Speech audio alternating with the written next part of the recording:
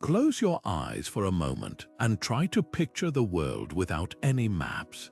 No GPS, no satellite imagery, no neatly drawn borders dividing continents, just an endless, mysterious expanse of land and sea. Now imagine setting out across that unknown, guided only by the stories of your ancestors, the patterns of the stars above, and the subtle whispers of the wind and waves. This wasn't just a possibility for ancient civilizations, it was their reality. Long before the first map was ever drawn, humans were already mastering the art of navigation on a scale that still inspires awe today. We're about to dive into the hidden world of the great map makers before maps, those extraordinary individuals and cultures who charted the earth using nothing but memory, myth, and a profound connection to the natural world. Think about the vastness of the Pacific Ocean. How would you cross it without a compass or chart? How would you find your way through the trackless deserts of Australia or the frozen waters of the Arctic? These questions weren't theoretical for the Polynesian Wayfinders, the Aboriginal Australians, or the Norse explorers. They were challenges met with breathtaking ingenuity. These master navigators didn't need paper to record their routes. They carried maps in their minds, encoded in songs, written in the stars, and etched into the very landscapes they traveled. Theirs was a living cartography, one that wove together astronomy, ecology, and oral tradition into systems so sophisticated that they enabled the settlement of islands separated by thousands of miles of open ocean, and the creation of trade networks that connected distant cultures. This video is an invitation to journey back in time to rediscover these forgotten navigators and the wisdom they left behind. We'll explore how Indigenous Australians used songlines, rhythmic, story-based maps to traverse their continent, how Viking sagas served as narrative guides to new worlds, and how Pacific Islanders read the language of the waves to navigate the world's largest ocean. Their stories are more than historical footnotes. They are testaments to human creativity, resilience, and our deep, enduring bond with the planet. In an age where we often rely on digital screens to tell us where we are, their legacy reminds us that the greatest journeys begin not with technology, but with curiosity, courage, and a willingness to truly see and listen to the world around us. So come with us, let's set sail into the past and uncover the secrets of how humanity first learned to navigate the globe, long before anyone thought to draw a line on a map. But how did these incredible journeys begin? Before a single line was drawn on parchment or stone, the very first maps were not physical objects at all. They were born and existed entirely within the human mind. This foundational skill is known as cognitive mapping, a universal human ability to form mental representations of space.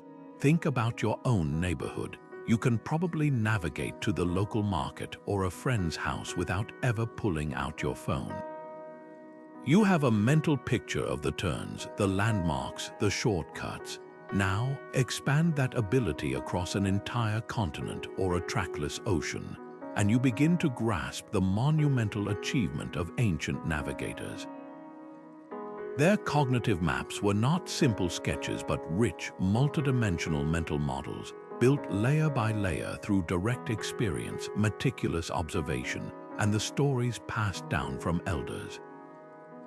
These internal guides were dynamic and alive, constantly updated with new information from every journey.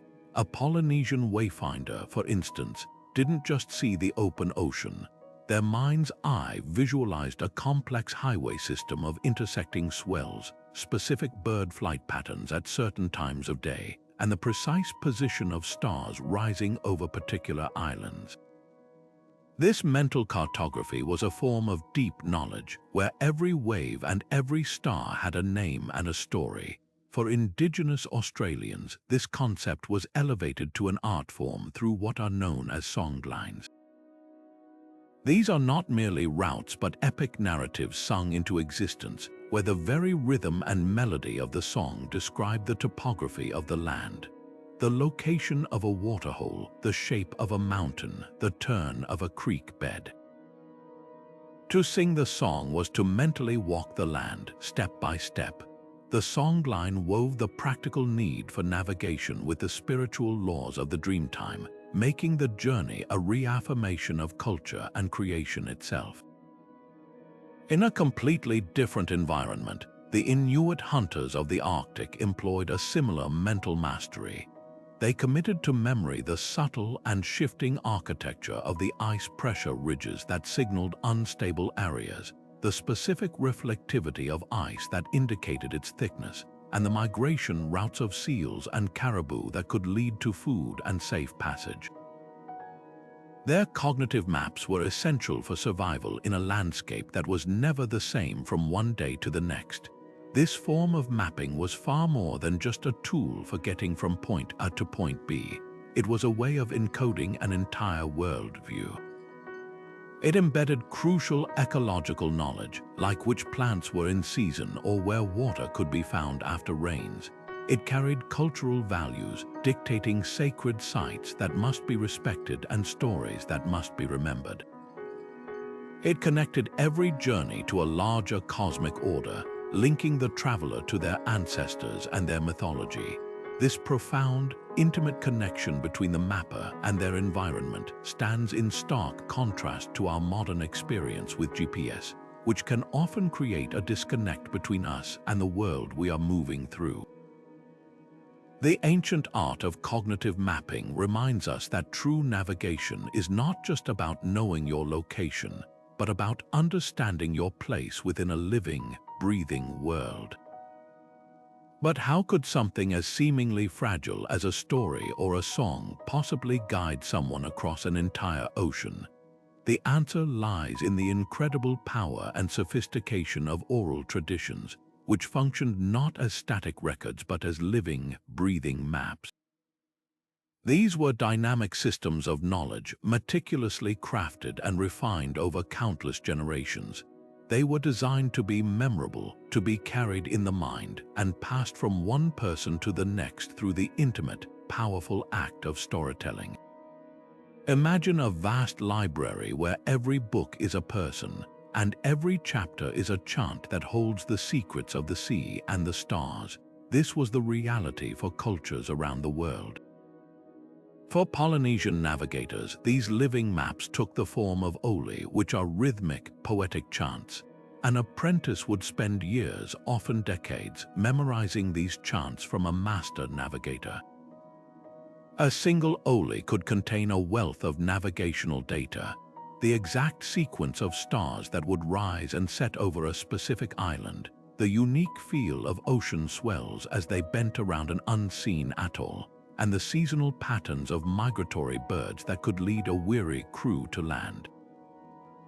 The chant itself became a mnemonic device, its rhythm and cadence helping to lock complex information into memory. But the most remarkable feature of these oral maps was their ability to evolve. They were not frozen in time. If a navigator discovered a new island or observed a shift in current patterns, that new knowledge would be woven into the existing chants, updating the collective map for everyone who learned it next. This ensured the information remained startlingly accurate and relevant, even as environments changed over centuries. This system of knowledge transfer was about far more than just geography. The process of learning these chants was a ritual that reinforced the very fabric of the community. Elders held the maps, and they passed them on to the next generation through formal apprenticeships, often within families. This wasn't just a lesson, it was a ceremony that connected a young person to their ancestors, to their cultural identity, and to their responsibility as a keeper of wisdom. The map was inseparable from the story of creation, from the names of the gods, and from the ecological knowledge of which plants grew where and when the fish would spawn. This holistic approach meant that navigating was an act of cultural preservation and environmental stewardship. The resilience of this method is a profound challenge to our modern, technology-dependent worldview. It proves that human memory, when trained and supported by a rich cultural framework, is capable of feats we can scarcely imagine. It reminds us that long before we outsourced our sense of direction to satellites and screens, we carried within us all the tools we needed to understand and traverse our world, encoded in the timeless, powerful language of story.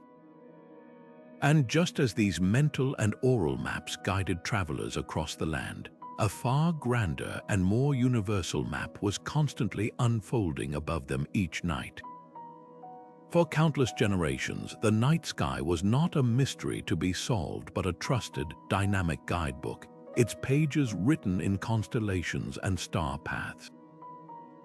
This celestial map was the one truly global reference point, visible to every culture on Earth, and each learned to read its language in their own unique way.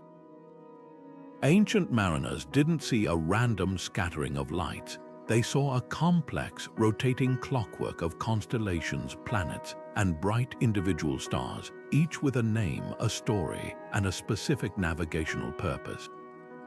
The Phoenicians, some of history's earliest and most daring sailors, ventured across the Mediterranean by memorizing the consistent path of the North Star, Polaris, which remains almost fixed in the northern sky, providing an unwavering marker for true north.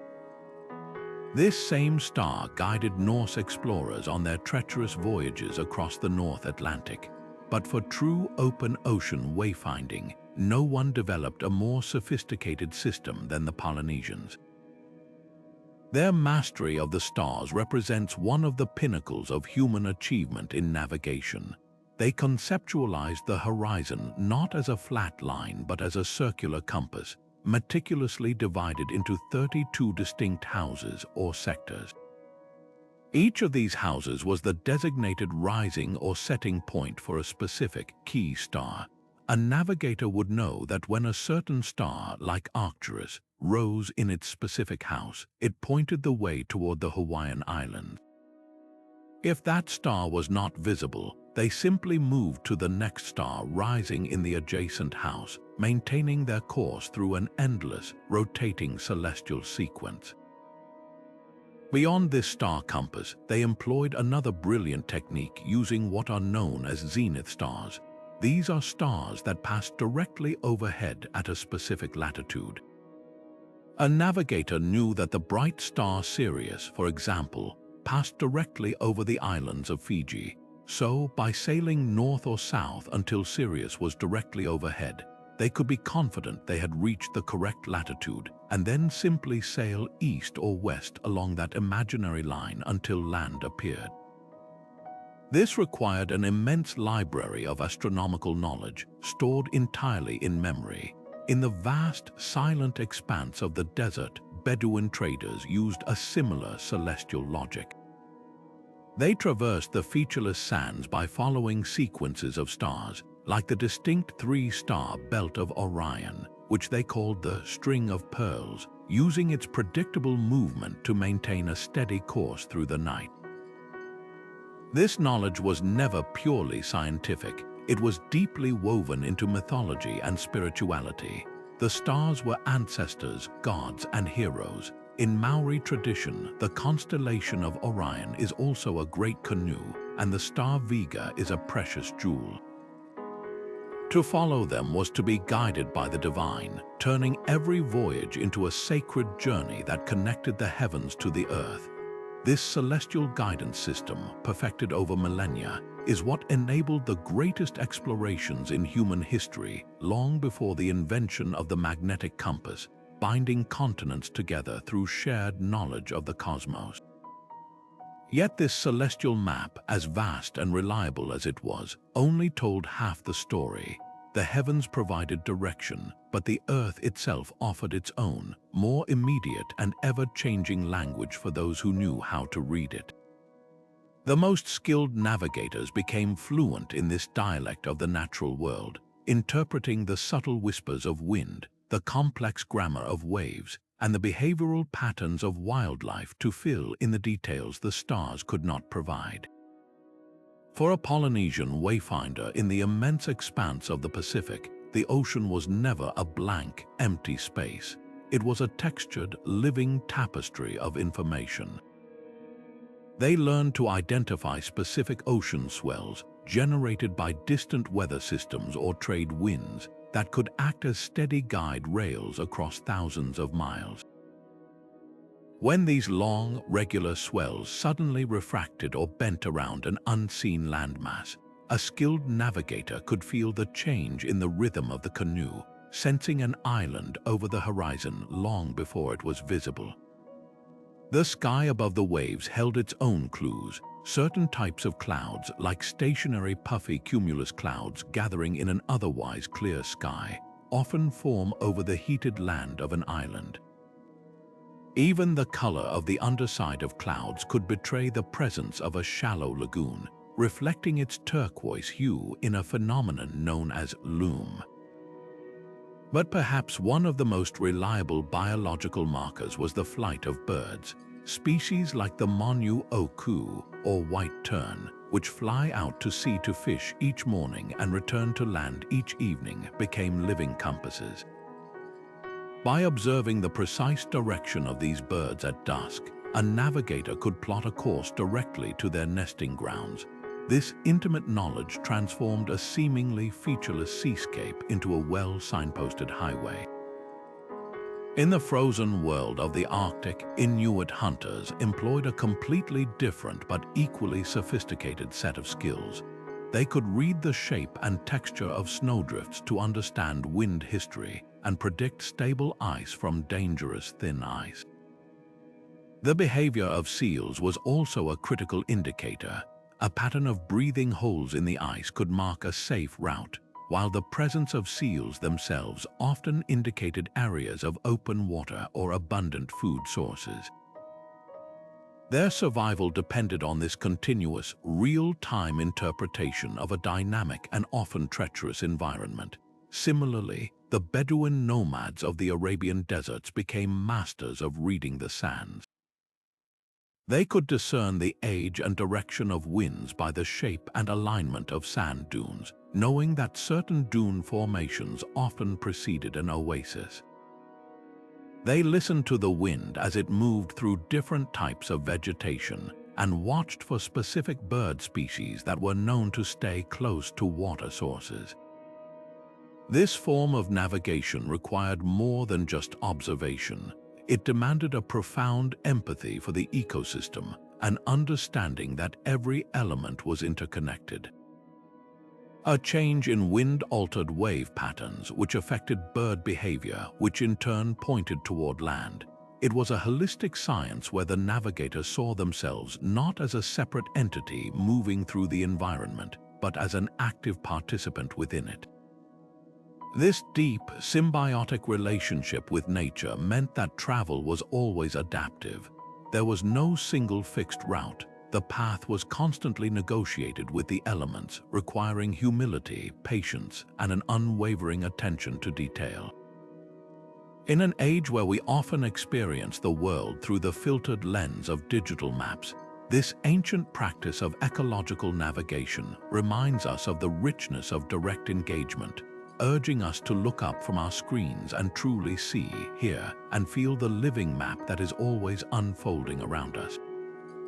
While the stars provided a celestial compass and the waves offered a fluid guide, the land itself held permanent and unmistakable signs for those who knew how to read them.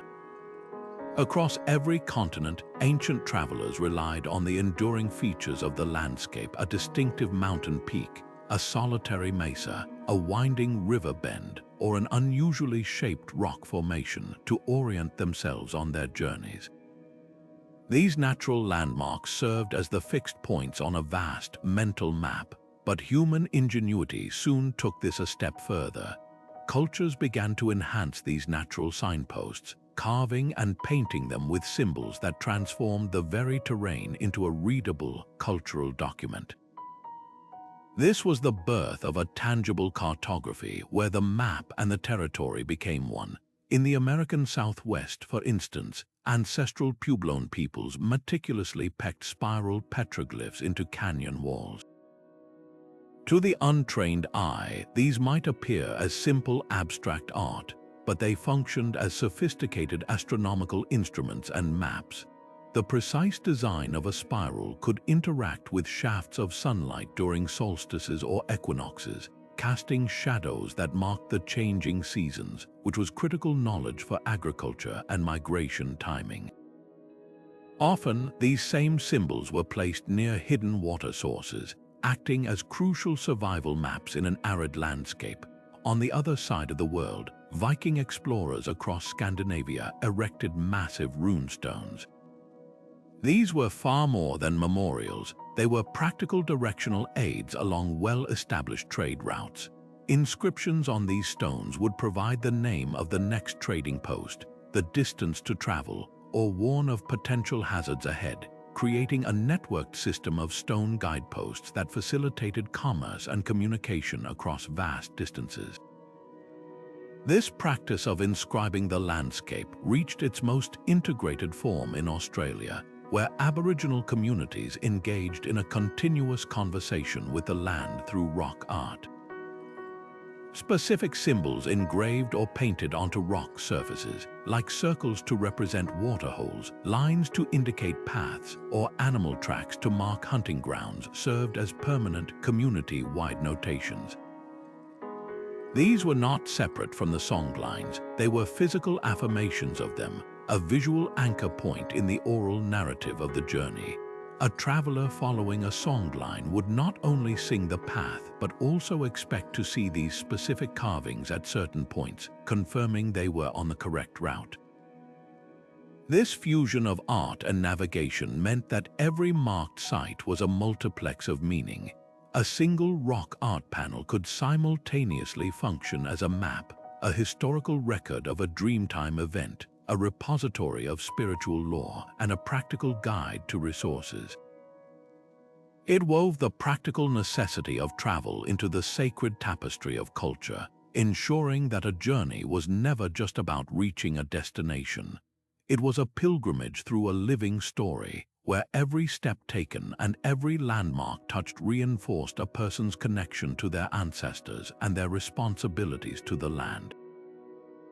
The incredible persistence of these carvings and paintings, some lasting for tens of thousands of years, offers modern archaeologists a priceless window into ancient mindsets and pathways.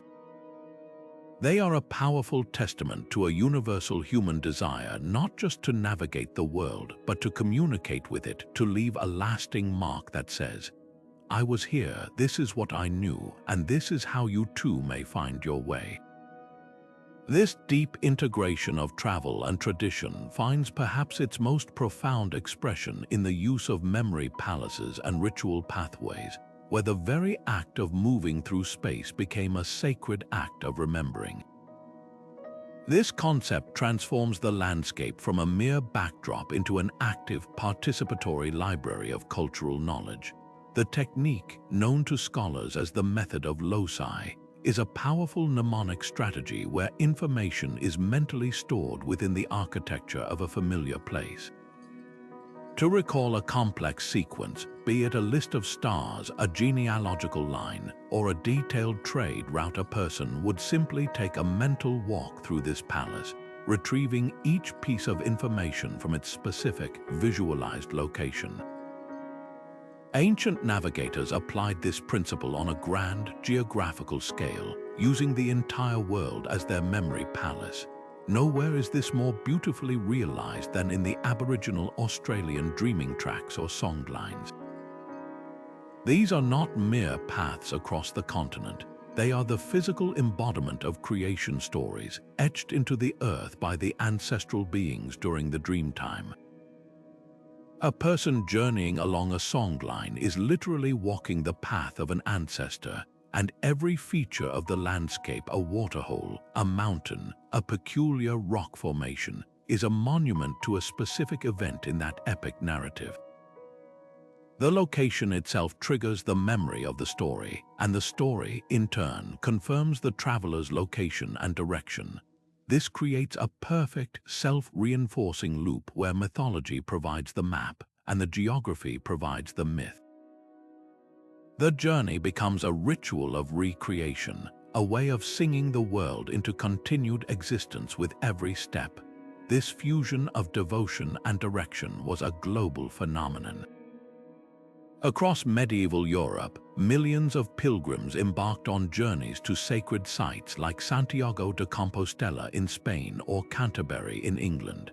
Their route was punctuated by a network of churches, shrines, and holy wells, each serving as both a spiritual waypoint and a physical marker of progress.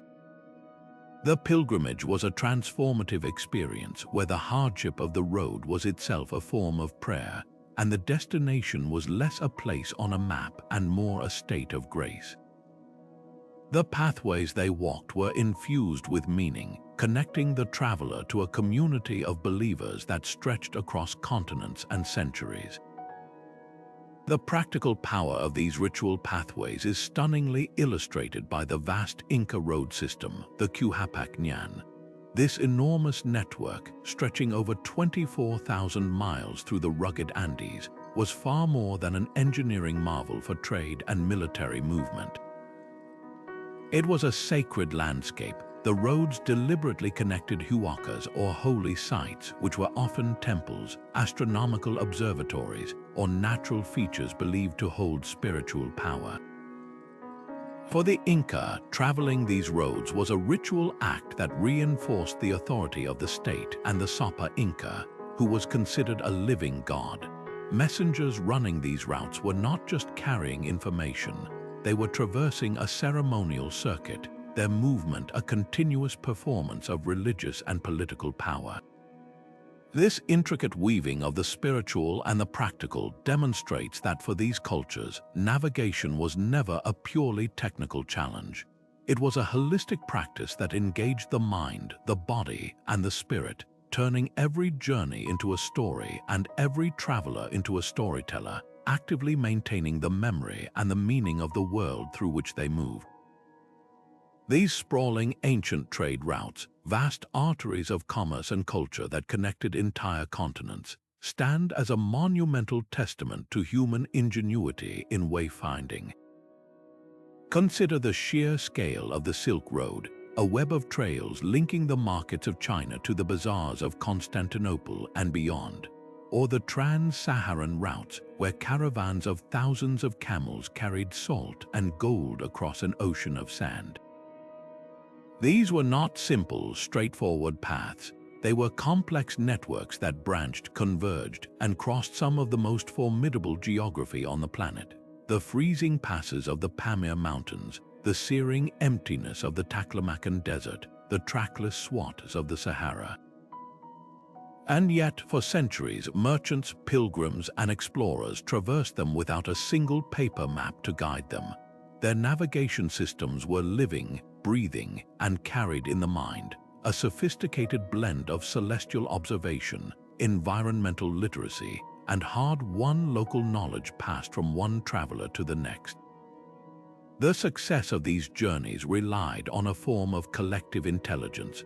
A merchant on the Silk Road would not have memorized every single step from Chang'an to Rome. Instead, they mastered their specific section, perhaps the stretch between two major oasis towns. They knew the landmarks, a peculiar mountain silhouette that signaled a crucial turn, a specific type of vegetation that indicated a hidden spring. They knew the stars that guided them through the night and the sun's position by day, and when they reached the end of their known territory, they would pass their goods and their verbal directions to the next trusted merchant, who knew the subsequent leg of the journey. This chain of localized expertise, linked together by shared economic interest, created a seamless flow of goods across thousands of miles. The real maps were the people themselves. This was especially true for the legendary maritime traders of antiquity. The Phoenicians, for instance, who dominated Mediterranean trade for centuries, were masters of coastal piloting. Their galley ships rarely ventured out of sight of land. Instead, their captains possessed an encyclopedic knowledge of the entire coastline, every bay that offered shelter from a storm, every river mouth that signaled a good trading opportunity, every distinctive cliff face that confirmed their position. They also understood the Mediterranean's wind patterns intimately, knowing exactly when the seasonal Etesian winds would blow to carry them from the Levant to the Aegean. Their navigational knowledge was so valuable and gave them such a commercial advantage that they guarded it ferociously, even spreading terrifying myths about sea monsters in the Atlantic to discourage competitors from venturing beyond the Strait of Gibraltar. This practice of treating wayfinding knowledge as a prized trade secret was common across cultures. In the Arabian Sea and the Indian Ocean, another spectacular feat of memory-based navigation unfolded with the monsoon trade. Arab and Indian how captains did not fight the ocean's rhythms, they embraced them with brilliant precision. They possessed an intricate understanding of the monsoon cycles, the southwest winds that blew from April to September, and the northeast winds that reversed direction from October to March. A trader aiming to reach East Africa from India would set sail with the southwest monsoon, riding its powerful push all the way to the Swahili coast. There they would wait, often for months, trading and restocking until the winds reversed. Then they would catch the northeast monsoon back to India, completing a vast annual oceanic circuit. This was a dance with the planet itself, a demonstration of how deep observation of natural patterns could enable regular transoceanic travel. The cargo carried on these routes, Chinese silk, Roman glass, African ivory, Indian spices, was only part of the story. These trade networks were the original World Wide Web, facilitating an explosive exchange of ideas that shaped the course of history. Religions like Buddhism and Islam spread along these routes. Technologies like papermaking and gunpowder moved from east to west. Astronomical knowledge, mathematical concepts, and artistic styles were all swapped and blended at bustling caravanserais and port cities. A navigator on the Silk Road wasn't just carrying bolts of silk. They were carrying the very ingredients of civilization, connecting disparate worlds and proving that the human desire to connect and exchange has always been the most powerful engine of exploration and innovation. To truly grasp the scale of their achievement, we must first erase every modern map of the Pacific from our minds. Picture instead an ocean so vast it covers nearly a third of our planet, an expanse of blue where the space between islands is wider than entire continents. Into this awesome emptiness, the Polynesians set sail in double-hulled voyaging canoes, vessels crafted from hollowed-out logs and plank siding, lashed together with coconut fiber cordage. These were not fragile rafts but sophisticated seagoing craft, capable of carrying dozens of people, their plants, their animals, and their hopes for a new home. And aboard these canoes there was no compass, no sextant, no chart. The only instrument was the navigator, a person who had undergone decades of rigorous training to become a living library of the sea. This individual would often station themselves on a small platform at the stern, not steering in the conventional sense, but feeling the vessel's motion, reading the ocean's language, and whispering course corrections to the steersman. They operated within a conceptual framework known as the star compass, a mental construct that divided the horizon into 32 houses, each bearing the name of a star that rose or set in that exact point. As one star would dip below the horizon, the navigator would simply pivot their attention to the next star rising in the adjacent house, maintaining a constant bearing through the night as if following a celestial conveyor belt. But the stars were only one part of this complex sensory symphony. An equally critical skill was wave piloting. The open ocean is not a flat, featureless plain. It is a dynamic landscape of intersecting swells generated by distant weather systems and trade winds. A master navigator like the legendary Maupiailug from the small island of Satawal could lie down in the canoe and, through his entire body, feel the specific rhythm of these deep ocean swells. He could detect when these massive, rolling waves were refracted or bent by the unseen mass of an island still hundreds of miles beyond the horizon. This subtle change in the ocean's pulse was a sure sign that land was near. The sky above provided its own clues. Certain cloud formations behaved differently over land than over open water. Puffy, stationary cumulus clouds often gather over the heated air of an island, while the underside of clouds might reflect the greenish hue of a shallow lagoon, a phenomenon known as loom. And then there were the birds. The navigators paid close attention to species like the Manu oku or white tern. These birds fly out to sea to fish at dawn but must return to land each evening to roost. Observing the precise direction of their flight at dusk was like following a living arrow pointing directly toward a safe haven. This entire body of knowledge, the names of hundreds of stars, the behavior of countless waves, the habits of specific birds, was not written down. It was preserved in chants, stories, and dances, and passed from a master to an apprentice, often within the same family, through years of intense, dedicated schooling. This oral transmission ensured the knowledge remained a living, evolving thing, adaptable to new discoveries. It was this holistic system that allowed them to purposefully explore and settle the farthest corners of the Polynesian Triangle, reaching Hawaii, Rapa Nui, Easter Island, and Aotearoa, New Zealand, in a series of intentional voyages that stand as one of the greatest human migrations in history. For a long time, Western scholars dismissed these feats as accidental, driven by luck rather than skill. The revival of the Hokula voyaging canoe in the 1970s and the pivotal involvement of Maupiailug in teaching a new generation these almost lost skills shattered that myth.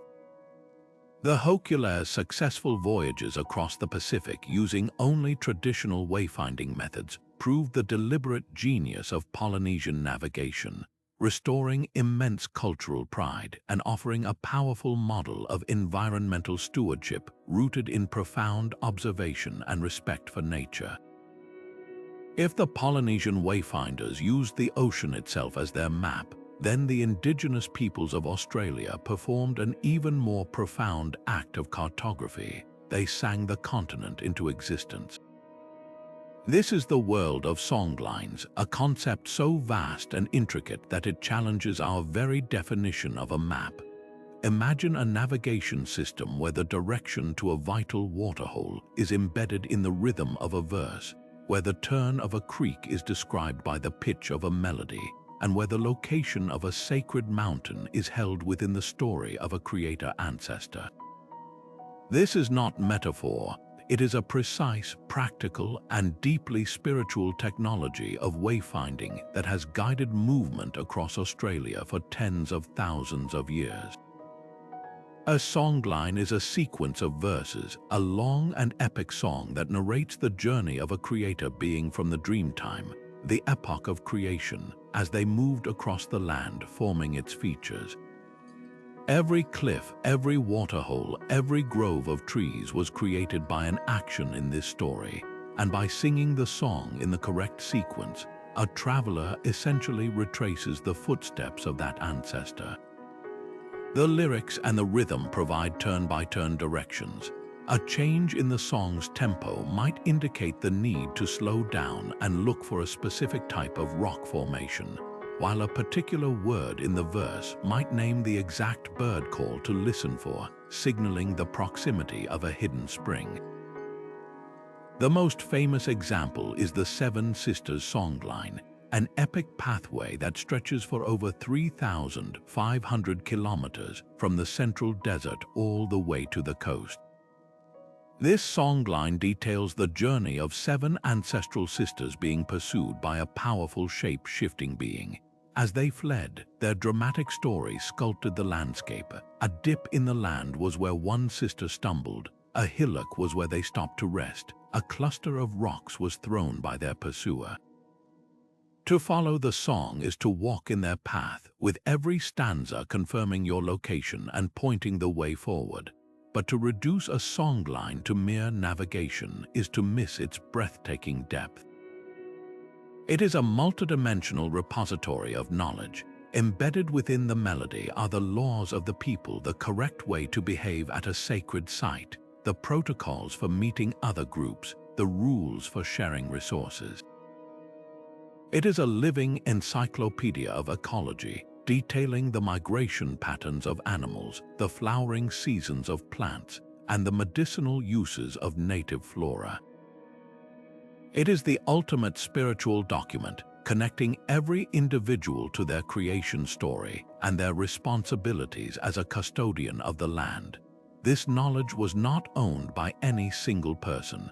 It was held in common, with different individuals or families being the recognized custodians of specific sections of the song. This created a system of interlocking responsibility and mutual dependence, where safe passage across country required collaboration and respect for the knowledge holders of each region. The continuity of this system for over 60,000 years, making it the oldest continuous culture on Earth, is a powerful testament to its effectiveness and resilience.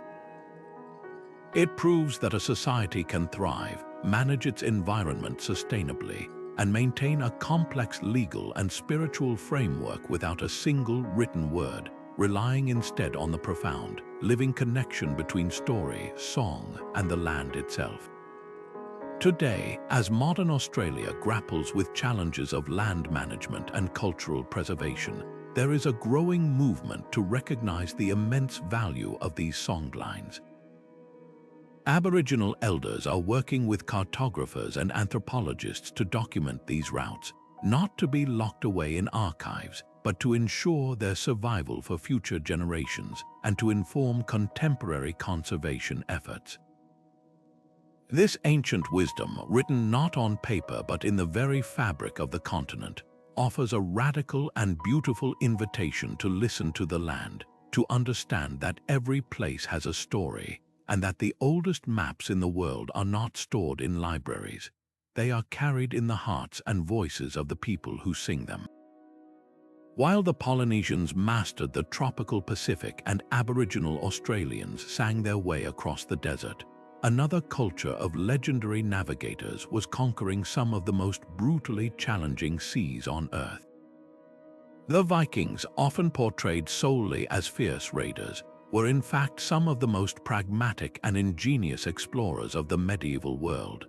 Their voyages across the treacherous North Atlantic, from their Scandinavian homelands to the remote shores of Iceland, Greenland, and even the edge of North America, a place they called Vinland, stand as a monumental achievement in pre-modern navigation. They accomplished this not with complex instruments, but with a shrewd blend of observable nature, simple technology, and the rich, guiding voice of oral history. Unlike the consistent trade winds of the Pacific, the North Atlantic presented a tempestuous and often overcast environment where the sun could vanish for days and the stars were frequently hidden. To navigate this gloomy, unpredictable world, the Vikings became masters of reading whatever clues were available. They observed the migration patterns of whales and birds, knowing that certain species never ventured far from land. A sighting of a particular seabird returning to its nest in the evening could point the way to a distant shore. They learned to read the color and temperature of the water and the direction of the prevailing swells, understanding that these elements changed as they moved between different ocean currents.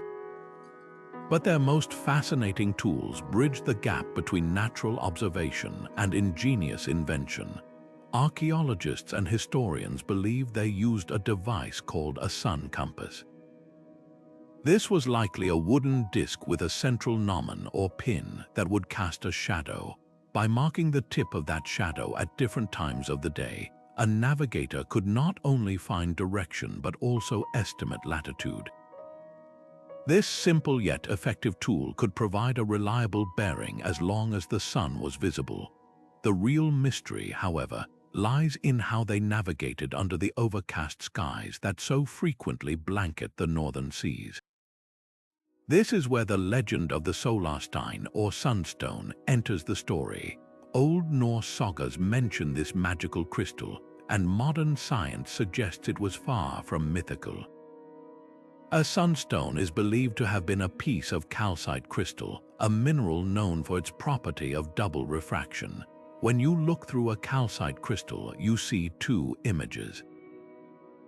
By rotating the stone until the two images are of equal brightness, a navigator could pinpoint the location of the sun hidden behind cloud cover or even just below the horizon, using the polarization of sunlight in the atmosphere.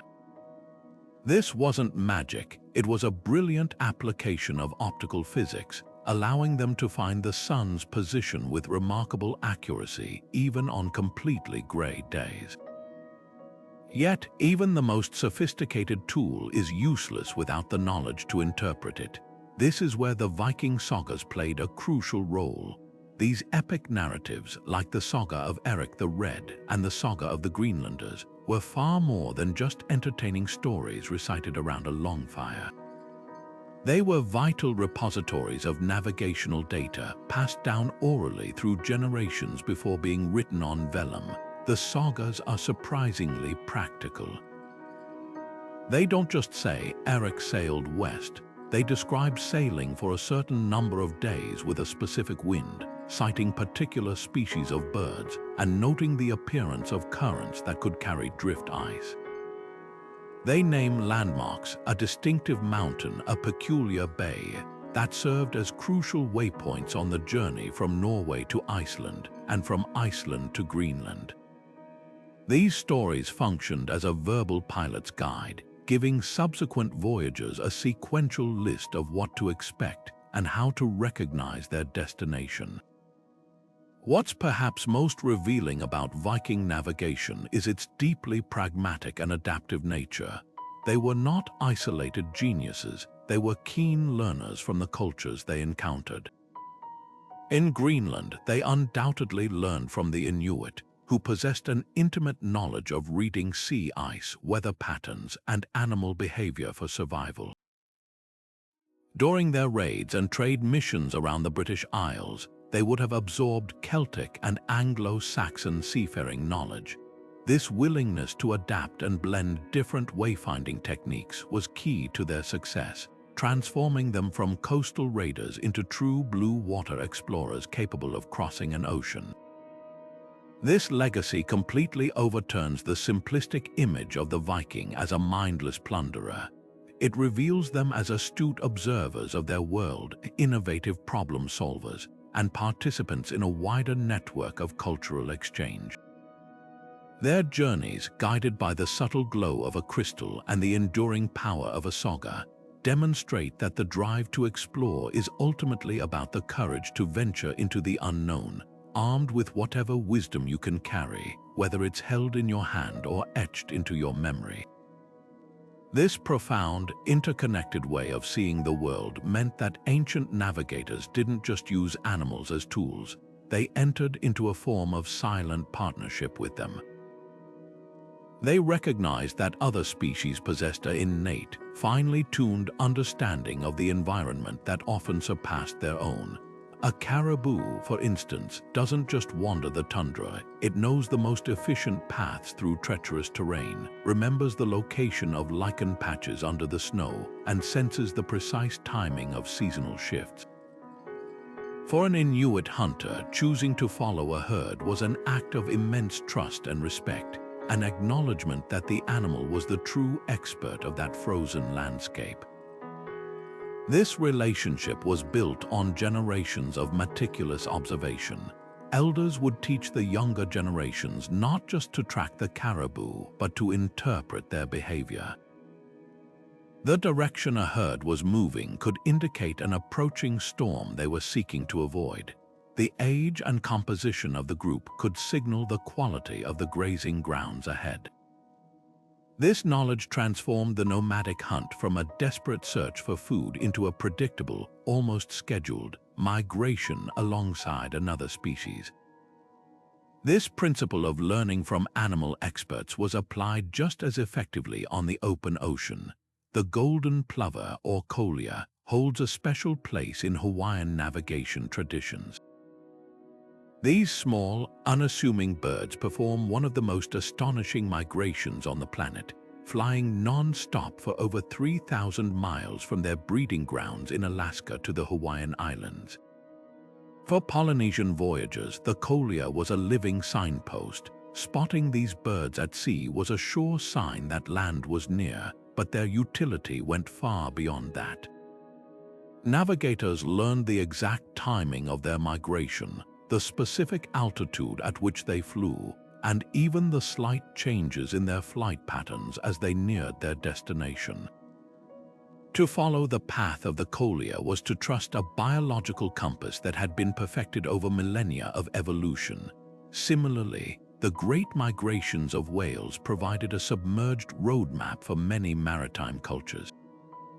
The Basque whalers of the North Atlantic, the Maori of Aotearoa, New Zealand, and numerous First Nations communities along the Pacific Northwest coast all understood that whales followed specific, predictable highways in the ocean, pathways dictated by the movement of their prey and the temperature of the water.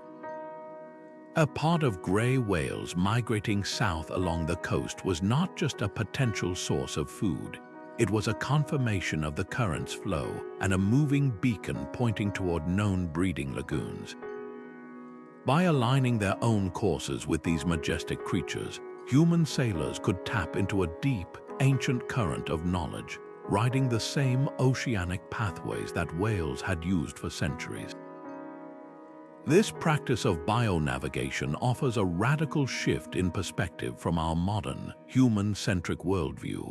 It challenges the idea that humans are separate from nature, instead placing us as students within a vast, intelligent ecological network. The animal guides did not simply provide data, they offered a lesson in humility and interconnectedness. The navigators' success depended on their ability to listen, to observe, and to respect the rhythms of other lives.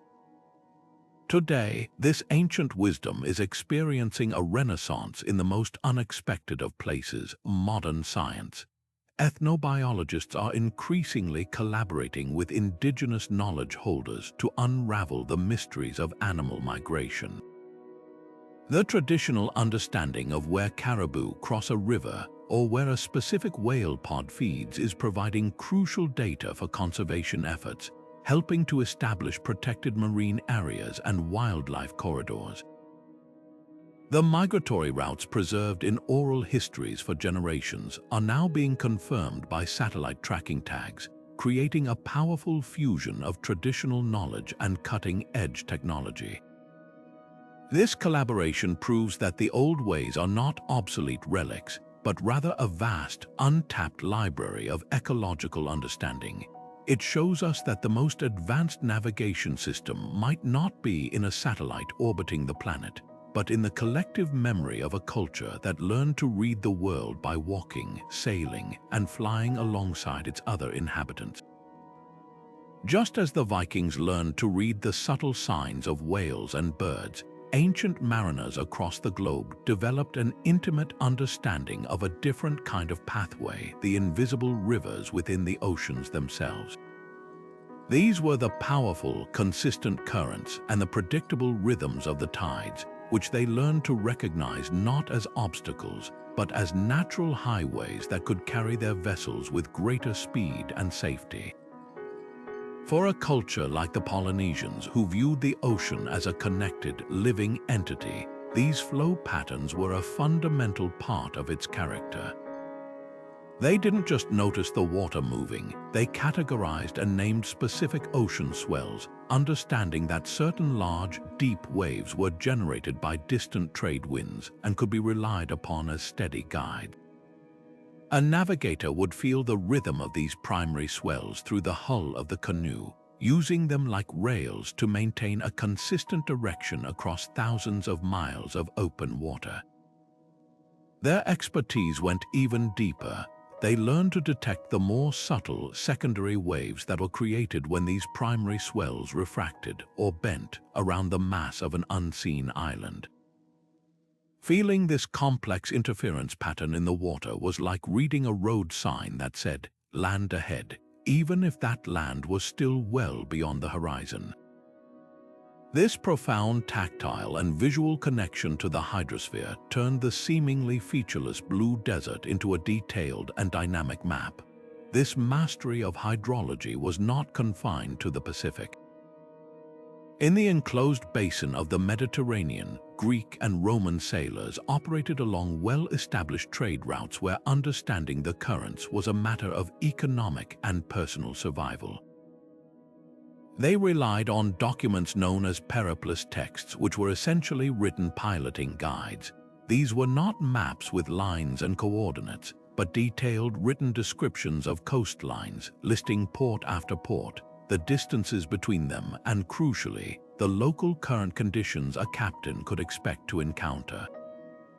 A periplus would note, for instance, that along a certain stretch of the North African coast, a strong surface current flowed eastward, and that a wise captain would use it to his advantage for a speedy journey, but would need to account for it carefully when attempting to land.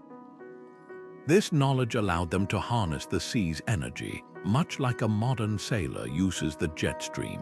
Meanwhile, great river civilizations were built upon a similar understanding of freshwater flow. The ancient Egyptians didn't fight the Nile's annual inundation. They planned their entire agricultural and transport calendar around it. They knew precisely when the floodwaters would rise, transforming the river into a wider, faster highway that could carry heavier loads of grain and stone for their monumental construction projects. Their knowledge of the river's channels and seasonal changes made the Nile the central artery of their empire. In Mesopotamia, traders on the Tigris and Euphrates rivers understood the seasonal variations in flow speed and depth, scheduling their voyages to ensure they could navigate upstream when the current was less fierce or downstream when the flow would accelerate their journey. The challenge, of course, was how to remember all of this complex, localized information without a library of books on board. The solution, once again, was to encode this vital knowledge into the most durable and accessible format available: poetry and song. Across the Caribbean, generations of fishermen passed down rhythmic chants that detailed the peculiarities of local tidal cycles.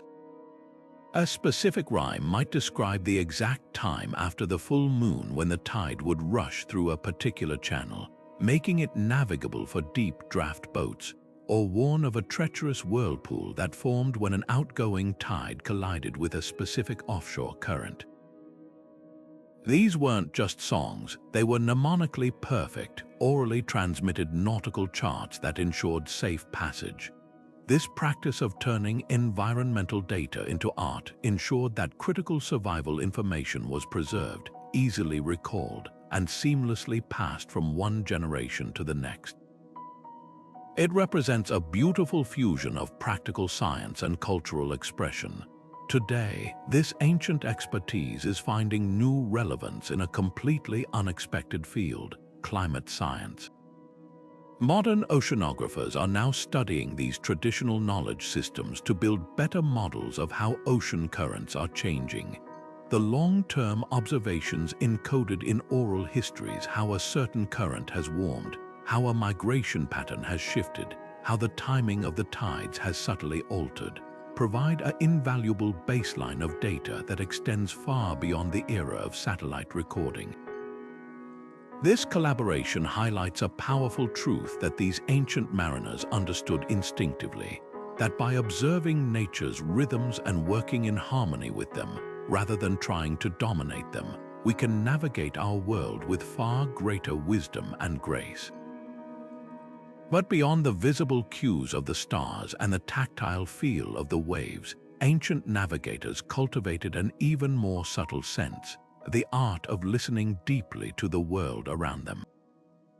In environments where sight was useless, thick fog, moonless nights, or dense, lightless forests, they learned to read the acoustic landscape, turning sound itself into a precise and reliable guide.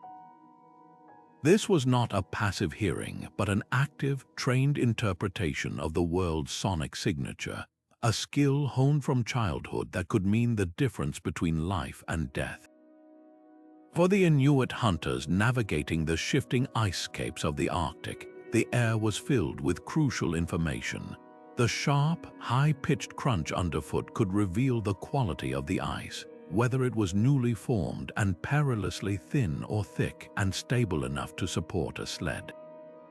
A low, deep groan echoing from deep within a glacier signaled immense pressure and the potential for a calving event, a warning to keep a safe distance. Perhaps most remarkably, they used a form of echolocation, clapping their hands or calling out, and then listening intently for the returning echo.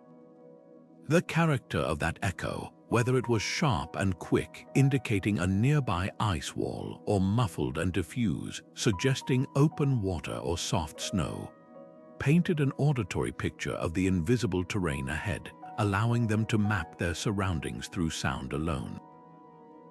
Out on the vast, open ocean, Polynesian wayfinders developed an equally acute auditory sense, often lying down in the canoe to better feel the vibrations of the hull and listen to the language of the water. From many miles away, long before any sighting was possible, they could detect the low, continuous rumble of waves breaking against a distant coral reef. This deep, pervasive sound traveled far through the water and air, acting as a homing beacon toward land. They also learned to distinguish the subtle acoustic differences between the slap of waves against the deep, sharp hull of their canoe and the softer sound of waves interacting with the shallow, sandy bottom near a lagoon. In the dense rainforests of the Amazon and Southeast Asia, indigenous guides used the daily and seasonal symphonies of the jungle as a complex auditory clock and compass. The specific chorus of insects and frogs that began each evening, or the dawn crescendo of bird calls from particular species, could not only confirm the time of day but also indicate the type of ecosystem they were moving through, the proximity to a river, or even the coming of seasonal rains. The forest soundscape was a dynamic and informative map. Some cultures even engineered tools to actively manipulate this sonic environment for navigation and communication. Aboriginal Australians developed the bullroarer, a simple but ingenious instrument consisting of a flat, oblong piece of wood attached to a long cord. When swung in a wide circle, it produces a deep, pulsating, low-frequency drone that can carry for extraordinary distances across the flat, open landscape. This sound was used in ceremonies, but it also served a practical purpose. Its unique, penetrating tone could signal location, convey messages, or call people together across vast stretches of country where visual signals were impossible. This profound practice of auditory wayfinding represents an early form of what we now call ecoacoustics, the science of how sound interacts with the environment. These ancient navigators understood that every landscape has a unique sonic fingerprint, a combination of its geology, vegetation, and topography that bends, muffles, or amplifies sound in predictable ways. They learned to read these acoustic properties to understand the shape of the space they were in, effectively seeing with their ears. The modern world has, in many ways, validated this ancient wisdom with our own technology. The sonar systems used by submarines and ships to map the ocean floor are a direct technological echo of the Inuit hunter listening for the return of his call from an iceberg.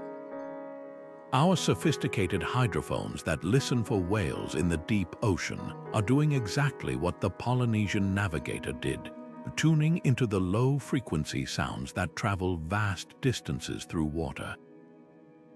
This ancient sensory approach to navigation offers a powerful reminder in our visually dominated, screen-saturated age that there is a wealth of information all around us if we only learn to be quiet and truly listen. This profound connection to the natural world was never just a matter of practical science for these ancient cultures. It was woven into the very fabric of their spiritual identity, a sacred dialogue between the traveler and the cosmos. For them, navigation was far more than a physical journey from one point to another.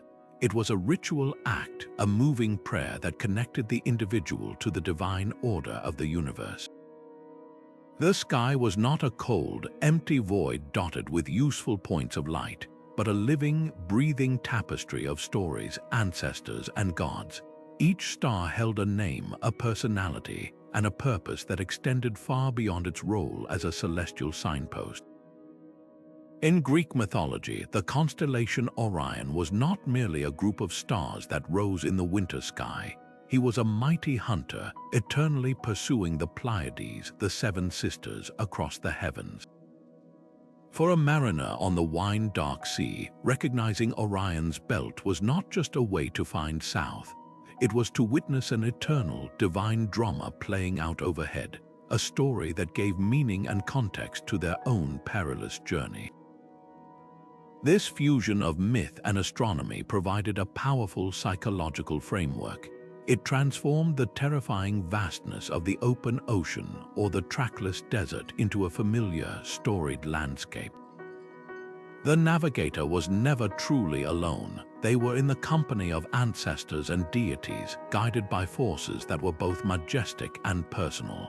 This belief system infused every voyage with profound significance, turning a trading mission or a migration into a pilgrimage. The act of wayfinding became a way of soul-making, a process that reinforced the traveler's place within a grand, cosmic narrative. This holistic worldview is beautifully illustrated in Maori cosmology. Their creation story describes the Sky Father, Ranginui, and the Earth Mother, Papatuanuku, locked in a tight embrace, plunging the world into darkness. Their children, the gods, forced them apart to create the world of light and space we inhabit. The stars are not distant suns but the eyes of the ancestors, and the Milky Way is the waka or canoe that carries the spirits of the dead. For Maori navigators, following a star path was not just following a bearing. It was tracing a wakapapa, a genealogical connection back to the very origins of existence. To set sail was to physically enact this cosmology, to journey across the domain of the Sky Father, guided by the eyes of your forebears. This spiritual dimension demanded reverence and ritual. Before embarking on a long voyage, Polynesian navigators would undergo periods of purification and meditation, offering prayers and sacrifices to the gods of the ocean and the wind, such as Kanaloa and Toharimatia. They sought not just a safe passage, but a state of harmony with these powerful forces. The success of the journey was seen as a sign of divine favor, a confirmation that the community was in right relationship with the cosmos. This integrated perspective, where geography, astronomy, and religion were inseparable, stands in stark contrast to our modern, often compartmentalized worldview. We have largely separated the science of navigation from its soul, privileging the cold precision of coordinates over the warm, narrative-rich guidance of the stars. The ancient approach challenges this rigid division, suggesting that the most profound explorations occur when we engage not only our intellect but also our spirit, recognizing that the journey outward is always, inevitably, a journey inward as well. These mythic narratives provided more than just comfort. They offered a powerful way to make sense of uncertainty and find purpose in the face of the unknown.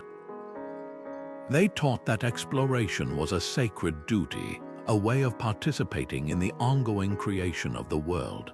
This spiritual legacy invites us to reconsider our own relationship with travel and discovery, to see if we too can find a deeper meaning in the paths we choose to follow. This incredible ability to read the world through sound, stars, and stories was not a fixed skill set but a dynamic and evolving practice, constantly refined in the face of a planet that was never truly still. For ancient navigators, environmental change was not a theoretical concept discussed in distant conferences. It was a daily, lived reality that demanded immediate and innovative responses. Their survival depended on a deep, generational understanding that the world was in a constant state of flux, and their wayfinding systems were designed from the outset to be flexible, adaptive, and resilient. Consider the Great Polynesian Expansion itself, one of the most ambitious human migrations in history. While their incredible navigational skills made it possible, many anthropologists now believe that what drove them to undertake these perilous voyages into the unknown was a powerful environmental push, perhaps a period of prolonged drought, the depletion of resources on their home islands, or even political conflict exacerbated by a changing climate.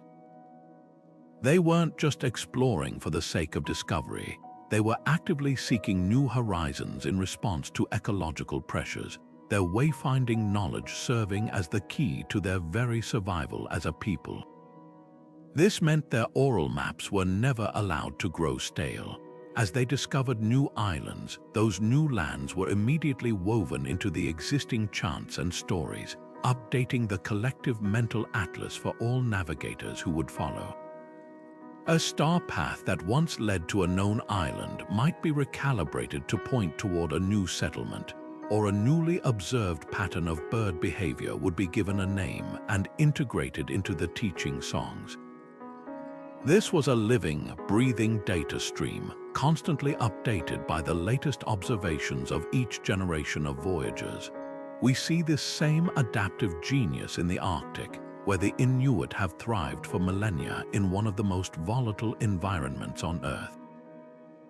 Their intricate knowledge of sea ice is a science of constant change. They understand that ice is not a monolithic, stable platform but a complex, shifting landscape with its own personality and moods. A route that was safe and reliable one week could become a deadly trap the next after a shift in wind or a sudden warming trend. Inuit hunters became masters of reading these subtle cues, the texture of the snow on the surface, the color and flexibility of the ice beneath their feet, the sound it made when struck. They didn't just have one mental map for winter travel. They had a layered understanding of countless possible conditions and the adaptability to change their route on the fly, sharing these critical updates through community storytelling upon their return. This deep-time perspective on environmental change is perhaps one of the most valuable gifts these ancient traditions offer us today. Aboriginal Australian songlines, some of which are tens of thousands of years old, contain within their verses a profound record of a changing continent. The stories describe river systems that are now dry, coastlines that have been submerged since the last ice age, and ecological communities that have long since vanished. During periods of extreme drought, elders could modify the songlines, emphasizing verses that led to deeper, more reliable water sources or temporarily avoiding areas that had become spiritually dangerous due to the lack of water. This wasn't seen as breaking the law of the dream time.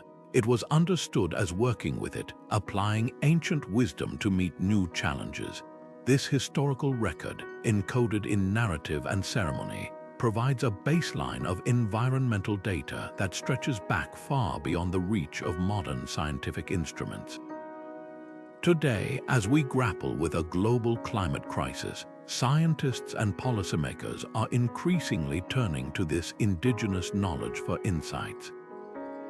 The long-term observations held by these cultures, how specific current patterns have shifted over centuries, how animal migration times have altered, how permafrost stability has changed, are invaluable for building accurate models of climate change and developing effective adaptation strategies.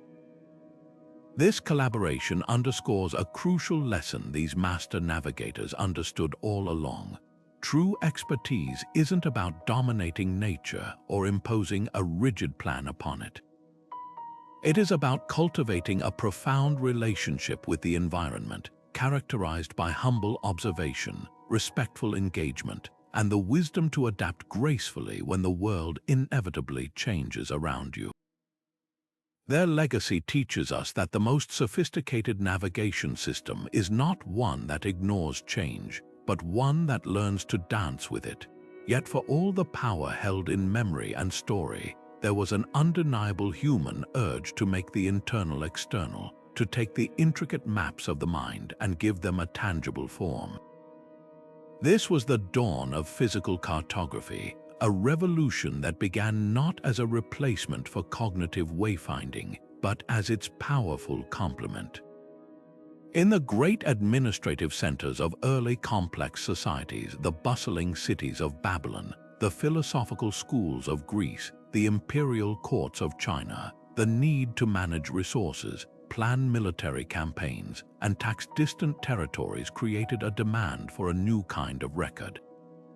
The first physical maps were born from this practical necessity, yet they were utterly unlike the precise, objective charts we use today. They were deeply symbolic, often blending observed geography with mythology, theology, and power. A famous Babylonian world map carved into a clay tablet around 600 B.C., for instance, doesn't just show the city of Babylon and the Euphrates River. It depicts the entire world as a flat disk surrounded by a bitter ocean, with mysterious, unnamed regions beyond, reflecting their cosmological beliefs as much as their geographical knowledge. These early artifacts were less about providing turn-by-turn directions and more about presenting a worldview, a declaration of a kingdom's place at the center of the known universe. Perhaps the most fascinating and elegant bridge between the mental and the physical map comes from the Marshall Islands of the Pacific. Here, Polynesian navigators, the undisputed masters of wave piloting, developed a unique cartographic device known as the stick chart. Constructed from the midribs of coconut palm fronds lashed together to form an open framework and decorated with small cowrie shells to represent islands, these were not maps meant to be carried on a voyage. They were pedagogical tools used on land to teach apprentices the complex patterns of ocean swells. The curved sticks did not represent straight lines between islands. They meticulously illustrated how the dominant swells were refracted and bent as they interacted with the land masses. A student would run their hands over the structure, feeling the intersections of the sticks, learning to visualize how the sea would dance around a specific atoll. The chart itself was a schematic, a mnemonic lifeline, a physical object that could only be interpreted by someone who already possessed a deep, internalized understanding of the ocean's rhythm. It was a key to unlock knowledge already stored in the mind, not a substitute for that knowledge. This gradual shift from the purely cognitive to the increasingly physical was supercharged by trade, conquest, and a growing desire for empirical measurement. The Greek scholar Ptolemy, working in the great library of Alexandria in the 2nd century, took a monumental leap forward. In his seminal work, the Geographia, he proposed a system of longitude and latitude, a grid of imaginary lines that could assign a numerical coordinate to any location on Earth. His world map, though wildly inaccurate by our standards and famously underestimating the planet's circumference, was a conceptual revolution. It was an attempt to create a standardized mathematical framework for the entire known world, to move beyond storytelling and into a system of measurement that could, in theory, be replicated and verified by anyone. This was the beginning of cartography's long journey toward an ideal of scientific objectivity, a shift that would eventually enable the age of European exploration and the detailed mapping of continents. Crucially, this transition was never a simple switch. For centuries and in many parts of the world, physical and cognitive mapping existed in a fertile, hybrid state. A European sailor in the Age of Discovery might have a beautifully illuminated Portolan chart on parchment, showing detailed coastlines of the Mediterranean, but he would also rely heavily on the oral knowledge of his pilot, a man who knew the hidden currents and seasonal winds of those waters from a lifetime of experience. The map gave him the outline, but the lived, spoken wisdom gave the journey its life and safety. This coexistence slowly began to fracture as printing presses made maps more widely available, and as the authority of the printed word began to overshadow the authority of the elder. The rise of physical cartography, for all its incredible benefits, carried a hidden cost. It began a long process of marginalizing the indigenous navigation methods that had flourished for millennia. The deep, holistic knowledge of the Polynesian wayfinder, the songline of the Aboriginal Australian, the ice lore of the Inuit, these were increasingly dismissed by colonizing powers as primitive superstition, mere folklore compared to the scientific precision of a paper chart. This was a tragic miscalculation, a confusion of different ways of knowing. The history of mapping is not a simple story of technological progress. It is a deeply cultural process, a reflection of what a society values, how it understands its place in the world, and who it chooses to believe is an expert on the land and sea. This incredible wealth of knowledge, painstakingly built over countless generations, faced a threat far greater than any storm or treacherous sea, the relentless tide of colonization and modernization. As European powers expanded their reach across the globe, they brought with them not just new technologies but a fundamentally different way of seeing the world, one that prized written records, standardized measurements, and physical instruments above all else. To the colonizers, the intricate oral traditions and subtle environmental reading of indigenous cultures seemed primitive, even childish, compared to the apparent precision of a compass and a paper chart. This wasn't just a difference of opinion, it was a systematic devaluation of entire systems of knowledge. Indigenous practices were actively suppressed, often violently. In Australia, the forced relocation of Aboriginal peoples from their traditional lands severed the physical connection necessary to maintain songlines, turning living maps into fading memories. Across the Pacific, the arrival of missionaries and merchants disrupted the sacred master-apprentice chains that had passed down wayfinding knowledge for centuries, while the introduction of Western education systems dismissed this ancient science as mere folklore. The magnetic compass, the sextant, and eventually the GPS unit were hailed as undeniable markers of progress, creating a pervasive narrative that these older methods were obsolete, a relic of a past we had wisely outgrown. This cultural and technological shift led to a profound and heartbreaking loss, as unique and sophisticated understandings of the world, refined over millennia, were pushed to the very brink of extinction within just a few generations. Yet, in a powerful testament to the resilience of this ancient wisdom, the late 20th century witnessed a remarkable and vibrant revival, a movement driven by a passionate desire to reclaim a stolen heritage and rediscover a more connected way of living. This renaissance is beautifully embodied by the story of the Hokula, a full-scale replica of a traditional Polynesian double-hulled voyaging canoe. Built in Hawaii in the 1970s, the Hokula was more than a ship. It was a daring experiment and a powerful symbol. Its founders in the Polynesian Voyaging Society posed a radical question: could this vessel, using only ancient wayfinding techniques, successfully navigate from Hawaii to Tahiti? The problem was the knowledge of how to do it had nearly vanished. The answer came from a single, extraordinary man, Maupiailug, a master navigator from the tiny Micronesian island of Satawal, one of the last few people on Earth who still practiced the full art of non-instrument navigation. In a profound act of cultural generosity, he agreed to share his knowledge. In 1976, using only the stars, the waves, and the flight of birds, Mau guided the Hokula on its historic voyage to Tahiti, a journey that stunned the world and ignited a cultural fire across Polynesia. It proved their ancestors were not accidental castaways but intentional, brilliant explorers. The Hokula became a classroom, and its subsequent voyages across the globe have inspired a new generation to learn the old ways, transforming the art of wayfinding from a dying curiosity into a vibrant, living practice that is an immense source of cultural pride and identity.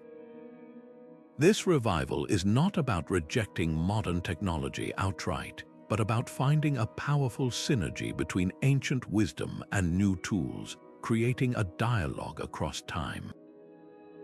In Australia, Aboriginal communities are now working with anthropologists and digital cartographers to meticulously document songlines using GPS mapping, audio recordings, and sophisticated geographic information systems.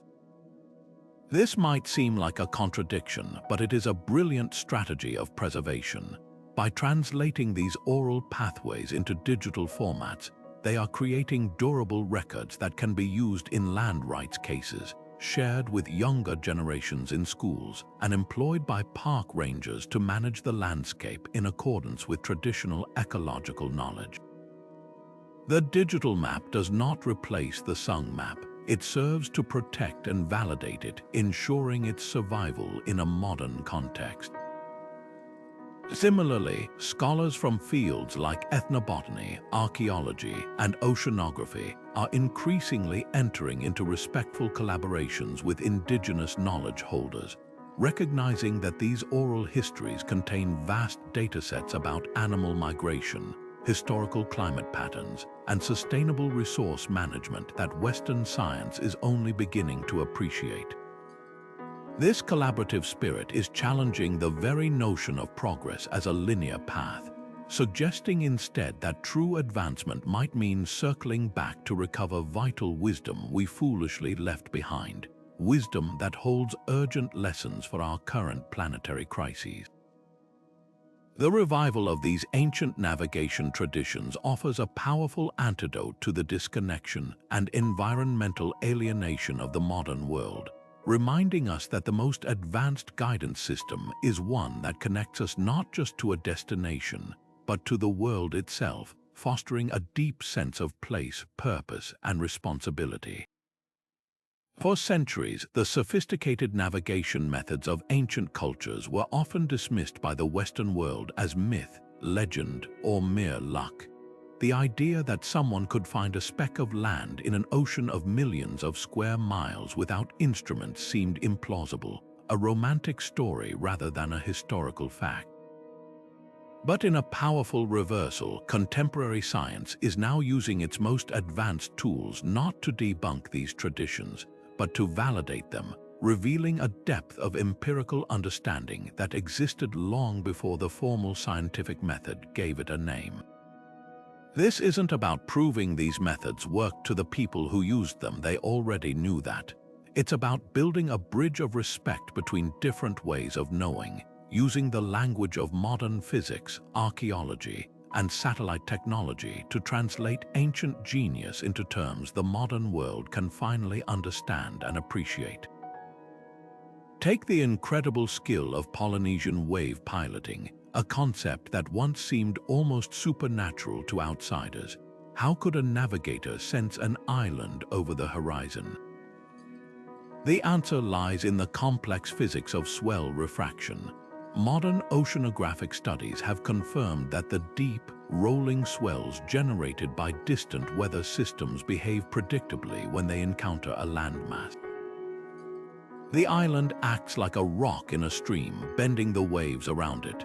Researchers using sophisticated wave buoy data and computer modeling have shown that a trained navigator, attuned to the specific rhythm and direction of these primary swells, can indeed detect this subtle interference pattern from astonishing distances of up to 100 kilometers away. The navigator lying in the canoe isn't just feeling the water, they are reading a hydrodynamic signature, a disturbance in the ocean's pulse that science can now measure and map, confirming what Polynesian masters have asserted for generations. Similarly, the Norse sunstone or solarstein, long thought to be a mere legend from the Viking sagas, has been rigorously tested in laboratories and on the open sea.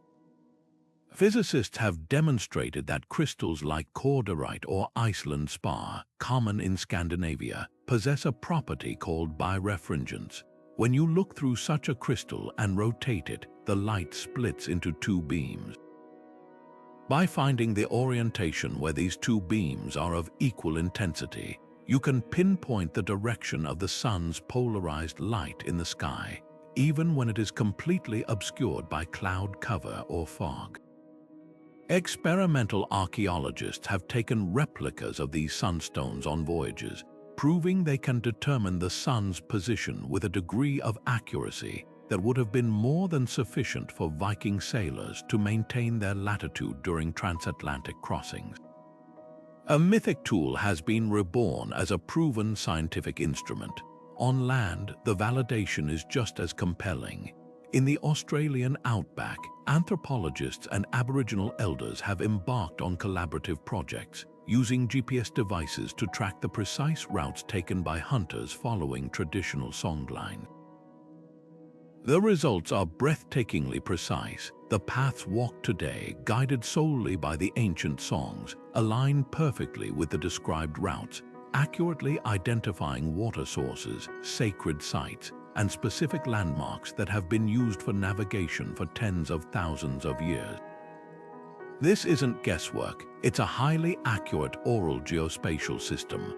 Furthermore, satellite imagery and aerial LiDAR technology are now being used to rediscover lost sections of vast ceremonial and trade networks, like the Inca road system or the Native American trails known as the Great Warrior Path.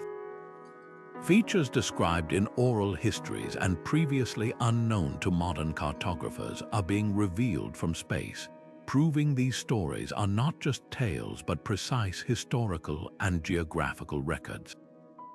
This scientific endorsement is fostering a new era of humble and productive interdisciplinary collaboration. Ethnobotanists are working with indigenous healers, discovering that plants named in navigation chants for their location also have documented medicinal properties, creating a layered map of resources. Conservation biologists are partnering with communities whose traditional knowledge includes detailed understanding of animal migration timing, fish spawning grounds, and the flowering seasons of key plants. This deep-time ecological data, passed down through stories, is now invaluable for managing protected areas and developing strategies for climate change adaptation. It reveals that these ancient navigators were not just explorers but the first ecologists, possessing a holistic, empirical understanding of their environment that was gained through meticulous, generations-long observation. This convergence of ancient wisdom and modern science does more than just legitimize the past. It offers crucial tools for our future, proving that the most advanced path forward often involves listening to the deepest voices from our history. It turns out the most advanced guidance systems for the 21st century aren't always found in Silicon Valley labs. Some are being rediscovered in the ancient chants of Polynesian navigators and the sung maps of Aboriginal elders. This isn't about nostalgia or historical reenactment. The core principles of these pre-map navigation methods, observation, adaptation, and deep systemic understanding, are now fueling groundbreaking innovations in fields from robotics to ecology, proving that this ancient wisdom holds powerful, practical solutions for our modern world. Consider the challenge of creating truly autonomous machines. How do you program a drone to navigate a complex, unfamiliar cityscape after a disaster when its GPS signal is jammed? Or design a submersible to explore the lightless, featureless depths of the ocean? Engineers are increasingly turning to the natural world for answers, developing algorithms inspired by the very creatures ancient wayfinders observed. These bio-inspired systems don't rely on a pre-programmed map. Instead, they mimic the swarm intelligence of ants, which lay down and follow chemical trails to the most efficient food sources to optimize delivery drone routes and warehouse logistics.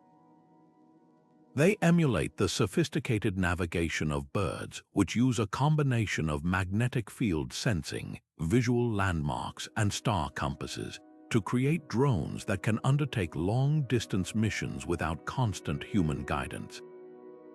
This shift in thinking from creating a perfect digital map of the world to building systems that can read and adapt to the environment in real time, just like a human or animal navigator, is a direct echo of the ancient wayfinders' art. Beyond technology, this revival is reshaping how we educate the next generation, particularly in an age of digital saturation. A growing movement in outdoor education, often called natural navigation or wayfinding literacy, actively teaches people to put away their phones and reconnect with the world through their senses. Schools and programs worldwide are now taking students into forests and onto the water to learn how to find direction by the sun and stars, interpret wind patterns, and read the subtle clues in animal behavior. This practice does far more than just teach a survival skill. It actively counteracts what author Richard Louv termed nature deficit disorder, the growing disconnect between people and the natural world.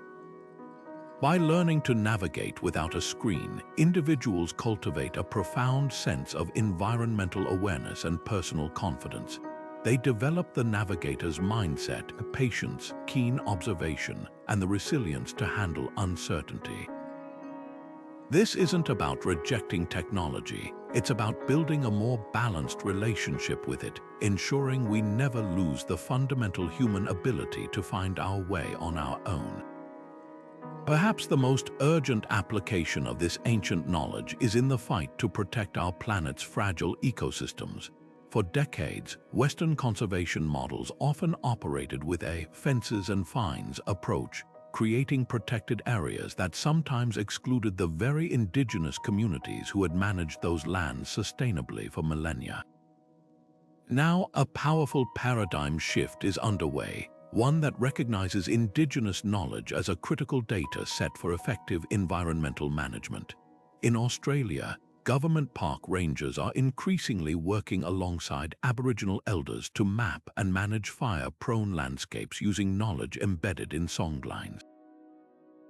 These song maps don't just describe the location of a waterhole, they encode the specific fire-burning traditions needed to care for the specific plants that grow there, promoting biodiversity and preventing catastrophic wildfires. This fusion of thousands of years of observational data with modern scientific tools creates a far more nuanced and effective conservation strategy. Similarly, in the Amazon, indigenous guides are using their intricate understanding of animal migration routes and plant relationships to help scientists identify and protect biodiversity hotspots that are invisible on satellite imagery. Their mental maps of the forest, built from a lifetime of lived experience, are proving to be more detailed and ecologically accurate than any satellite map could ever be, offering a roadmap for conservation that is both culturally respectful and scientifically robust. The final frontier for this ancient wisdom is quite literally space. NASA and other space agencies are grappling with a navigational challenge that would be familiar to a Polynesian voyager: how to explore vast, uncharted territories where traditional Earth-based GPS is useless. For missions to distant asteroids or to navigate the surface of Mars, engineers are developing autonomous systems that must operate with what they call lost-in-space capability. These systems cannot rely on a preloaded map. They must create their own in real time by continuously observing their environment, tracking star positions for orientation, and identifying celestial landmarks, a process strikingly similar to celestial navigation on the open ocean. Researchers are actively studying the decision-making processes of master wayfinders like Maupiailug to understand how humans maintain a mental model of their position and course over long periods without external reference. The goal is to encode that same resilient, adaptive intelligence into the probes and rovers we send to explore the cosmos, making them true 21st century wayfinders on humanity's next great voyage. This incredible journey of ancient knowledge from the vast Pacific to the depths of space demonstrates that the most profound innovations often come not from inventing something entirely new, but from remembering something very, very old. This ancient approach to wayfinding offers a profound philosophical challenge to the very foundations of our modern world, built as it is on lines of division and concepts of ownership. The master navigators of the past operated within a worldview of radical interconnectedness, where the land and sea were not properties to be claimed but a continuous, living entity to be understood and respected. An Aboriginal Australian following a songline did not see a border between territories. They experienced a seamless narrative woven into the topography itself, a story that connected communities across vast distances. The Polynesian wayfinder, guided by stars that shone equally on all islands, saw the Pacific not as a collection of separate nations but as a single, navigable whole, connected by currents and shared knowledge. These systems inherently transcended the political boundaries we take for granted today, presenting a vision of the world where belonging was not defined by a passport but by one's relationship to the environment and to the stories that moved through it. This perspective stands in stark contrast to our contemporary reality of fenced nations, walled borders, and digital maps that often highlight division rather than connection. Our modern cartography is frequently an exercise in control, a way of delineating what is mine from what is yours, of asserting sovereignty over a landscape. We have moved from maps that were living narratives to maps that are legal documents, from tools for exploration to instruments of possession. This shift in mindset has profound consequences, encouraging a sense of separation from both the natural world and from each other. We begin to see the environment as a resource to be managed and extracted rather than a partner in a shared existence, and we see other people as outsiders defined by the arbitrary lines they were born on the wrong side of. Philosophically, this ancient, borderless world finds powerful echoes in modern schools of thought like deep ecology, which argues for the intrinsic value of all living beings regardless of their utility to humans, and the African concept of Ubuntu, often translated as "I am because we are," which emphasizes our shared humanity and interconnectedness. These philosophies, like the practice of ancient navigation, insist that we are not isolated individuals but nodes in a vast, intricate web of life. Our well-being is inextricably linked to the health of the ecosystem and the well-being of our global community. To navigate without borders is to physically enact this philosophy, to live the truth that the air we breathe, the water we sail, and the climate that sustains us recognize no national flags. This ethos is far more than a historical curiosity. It is a potent symbol of freedom and boundless curiosity that speaks directly to our time. It represents the courage to explore beyond limitations, not just physical boundaries, but the mental and cultural ones we impose upon ourselves. It invites us to ask difficult questions about what we have sacrificed in our pursuit of control and security. In prioritizing fences over pathways, have we lost a vital sense of belonging to this planet?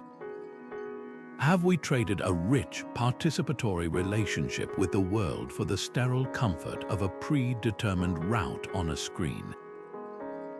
The legacy of these navigators suggests that we can reclaim that sense of connection, not by rejecting technology, but by rediscovering the art of paying attention, of listening to the stories of the land and the sea, and of seeing ourselves as part of a much larger, wondrous whole.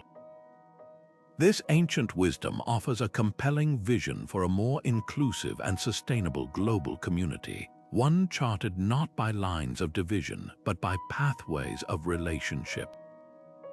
In a world that often feels dominated by screens and algorithms, the wisdom of ancient navigators offers a surprisingly practical and profound guide for our personal lives. Their skills were not just about traversing physical space, but about cultivating a certain mindset, one of deep awareness, resilience, and connection that is perhaps more valuable now than ever before.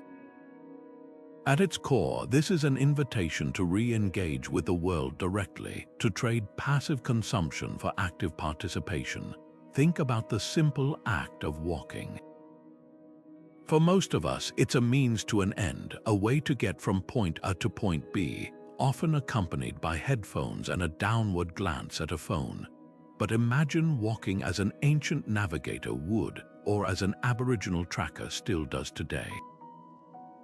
This is mindful walking, where every sense is tuned to the environment.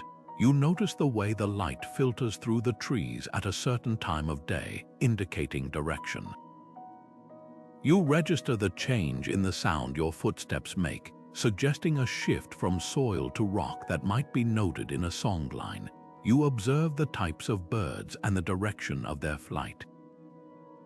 This practice transforms a mundane commute into a rich, sensory experience, pulling you out of your head and into the present moment, effectively reducing the constant pull of digital dependency and re-anchoring you in the physical reality around you. This re-engagement extends skyward as well. In our brightly lit cities, we've largely lost our relationship with the night sky, a connection that was fundamental to every ancient culture. Taking the time to learn even a few major constellations to understand that Orion's belt points to Sirius, or how the Big Dipper can lead you to Polaris, is to participate in a human tradition that stretches back millennia. This isn't about becoming an expert astronomer. It's about reclaiming a sense of wonder and perspective, gazing up at the same stars that guided Polynesian voyagers across an empty ocean, or that provided comfort to a Bedouin trader in the deep desert, is a humbling experience. It instantly shrinks our daily anxieties and reminds us that we are part of a much larger, majestic cosmos. This act of stargazing is a powerful antidote to the myopia of our modern lives, offering a literal and figurative broader perspective that can help us navigate personal challenges with a greater sense of calm and purpose. Beyond observation, the ancient navigators teach us the incredible power of memory and story. In an age where we outsource remembrance to cloud servers and digital notes, our personal and collective recall has atrophied. The Polynesian masters who memorized vast star paths and complex wave patterns did not have inherently superior brains. They trained them through techniques like storytelling and rhythmic chants.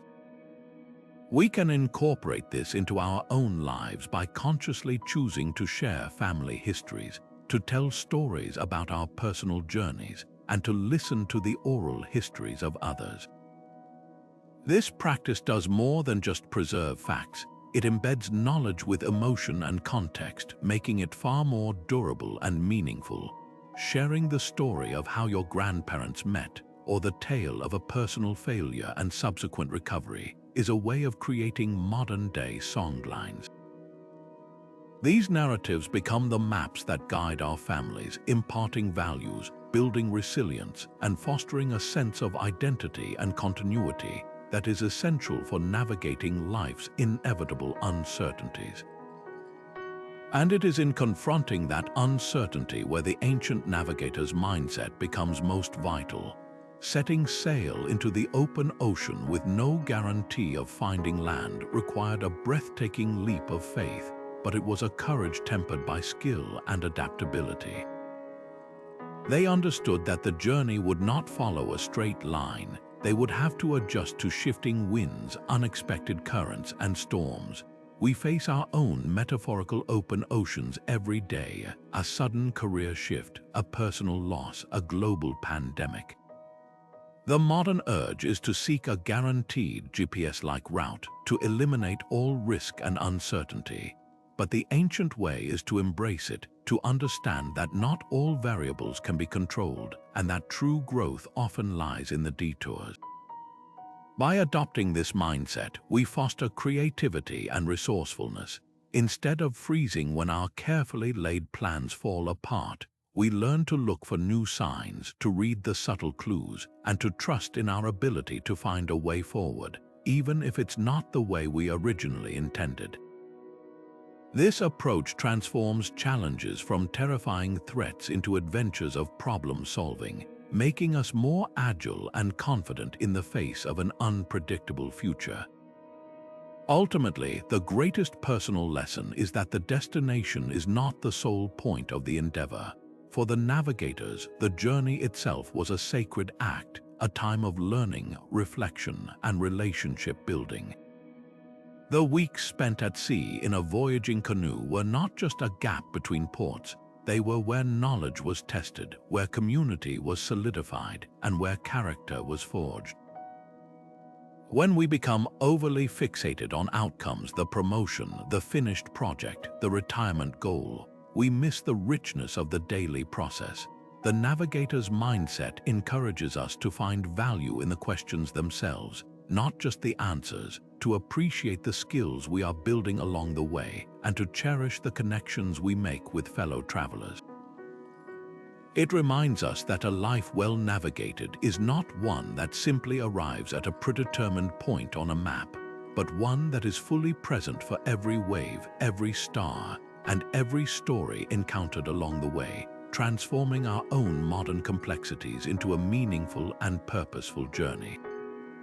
As we stand at the intersection of silicon and spirit, a fascinating fusion is taking shape, one that promises to redefine our relationship with direction and place. The future of navigation is not a choice between the digital and the ancient, but a brilliant, necessary synthesis of both.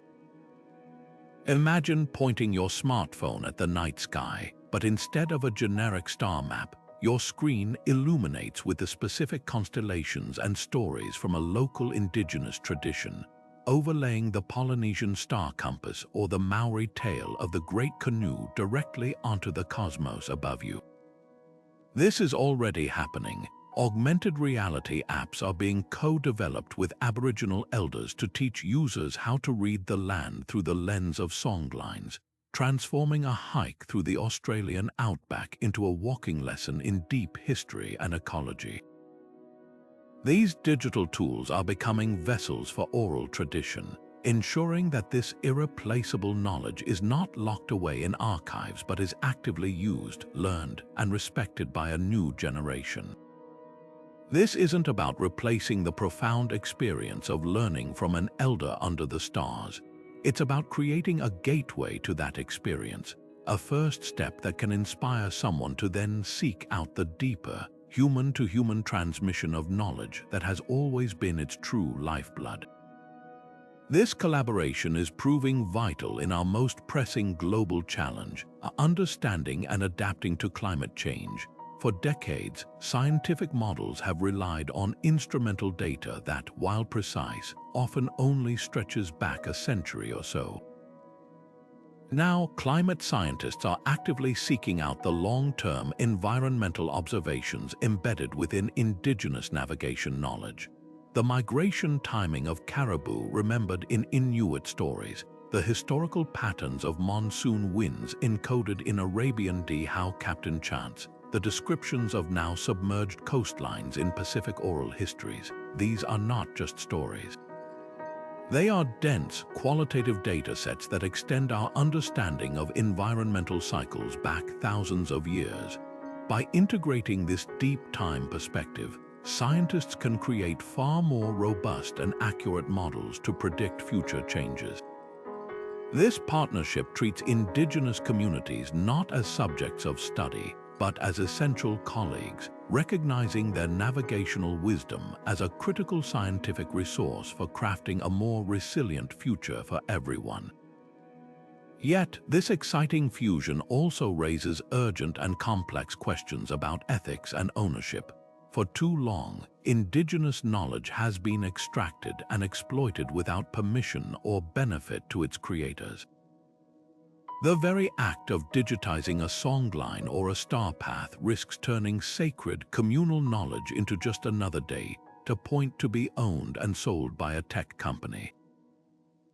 This has sparked a powerful movement toward digital sovereignty, where communities are asserting control over how their intellectual property is represented in the digital realm. New legal and technical frameworks are emerging, such as biocultural labels that function like a Creative Commons license for traditional knowledge, tagging digital information with protocols that dictate who can use it and how. The goal is to ensure that these hybrid systems are built on a foundation of respect and reciprocity, where technology serves to amplify and protect cultural heritage, not dilute or appropriate it. The future of navigation must be not only smart but also just, ensuring that the original mapmakers finally have a definitive say in how their wisdom guides the world forward. This points toward a profound shift in the very philosophy of navigation technology. We are moving away from the era of the one-size-fits-all GPS, a system that gives everyone the same turn-by-turn commands and in the process often renders the surrounding world into a mere blur outside the window. The next generation of tools will likely be more personalized and ecological. Imagine a system that doesn't just calculate the fastest route, but the most meaningful one, a system that could suggest a path that aligns with your interest in bird watching, that points out edible plants along the trail based on seasonal knowledge, or that guides you through a city by highlighting its hidden historical stories. This would be a form of wayfinding that encourages engagement and curiosity, turning every journey into an opportunity for learning and connection. It would represent a rebalancing of our relationship with technology, where the device in our hand ceases to be a crutch that tells us what to do and becomes a lens that helps us see the world more deeply, appreciating the same subtle cues and stories that the great navigators of the past have always used to find their way, blending the boundless potential of the digital with the timeless wisdom of the Earth. Our journey into the world of the great map makers before maps brings us to a powerful and humbling realization. We have traveled alongside Polynesian wayfinders reading the language of the waves, walked with Aboriginal Australians following the sacred pathways of songlines, and stood with Viking explorers deciphering the sun through crystal on a clouded sea. What might have once seemed like myths or simple survival tricks reveal themselves to be monuments of human ingenuity, sophisticated systems of science, spirituality, and story woven together into a seamless whole. These were not primitive attempts at cartography. They were a different way of knowing the world entirely, one that saw navigation not as a separate task but as an integral part of living in respectful dialogue with the environment.